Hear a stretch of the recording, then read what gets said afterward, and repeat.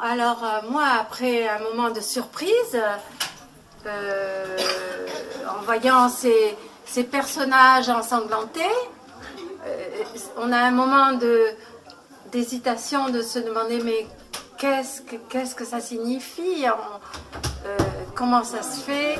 Alors j'ai pensé, comme c'était l'orchestre de Bologne, tout d'un coup j'ai pensé à l'attentat de Bologne qui avait ensanglanté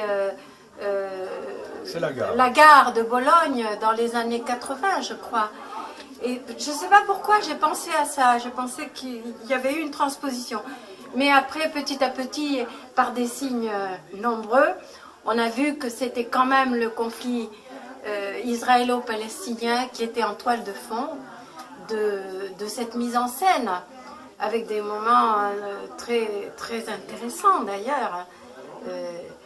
En particulier l'ouverture de la mer Rouge, assimilée au mur, à la chute d'un mur. Peut-être qu'un opéra qui n'aurait pas été de Rossini, ça aurait beaucoup plus mal passé. Et Rossini permet, parce qu'il y a un dynamisme, il y a une force, il y a un rythme dans les opéras de Rossini, alors tout peut passer. Et là, ça passait très bien.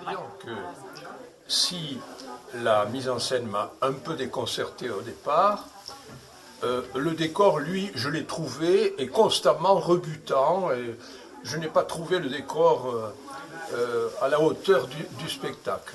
Alors, ceci dit, pour revenir à la mise en scène, à la fin, au troisième acte, je trouve que l'idée de créer une brèche à l'intérieur du mur qui sépare Israël et la Palestine, s'assimilant à l'ouverture de la mer Rouge devant les Juifs fuyant Pharaon, j'ai trouvé cette idée tout à fait intéressante, tout à fait stimulante.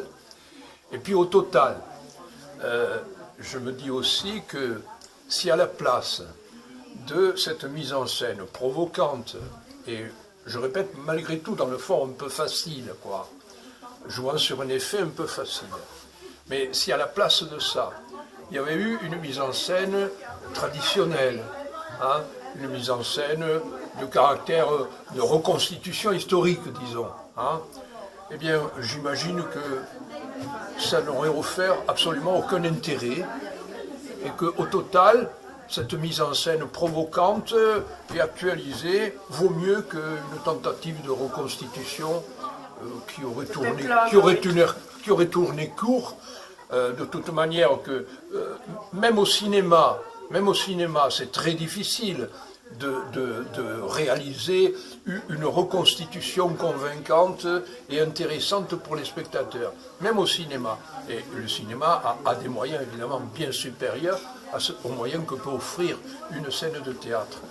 Donc voilà, hein, au total, le final m'a réconcilié avec la mise en scène. Et puis de toute manière, la musique est tellement belle, et les interprètes sont magnifiques, quoi. Il y a quelques interprètes exceptionnels, il y a 2 interprètes tout à fait remarquables, et ça c'est bien.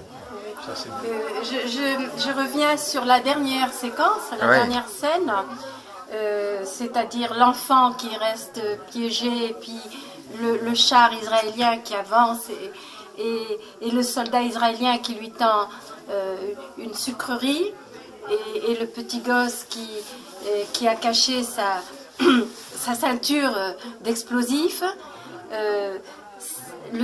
Finalement, comment dire, ce dénouement, ça se termine, enfin, cette mise en scène se termine par une interrogation qu'on n'arrivera pas, évidemment, on n'arrivera pas à la résoudre, cette interrogation, à y répondre. Est-ce que c'est une note d'espoir? Est-ce que c'est le désespoir? Est-ce qu'on... Voilà.